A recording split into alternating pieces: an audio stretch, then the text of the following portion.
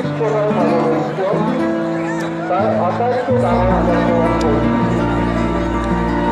আমি এতিয়া কওঁ যে অনৈক্য মনোনৈক্য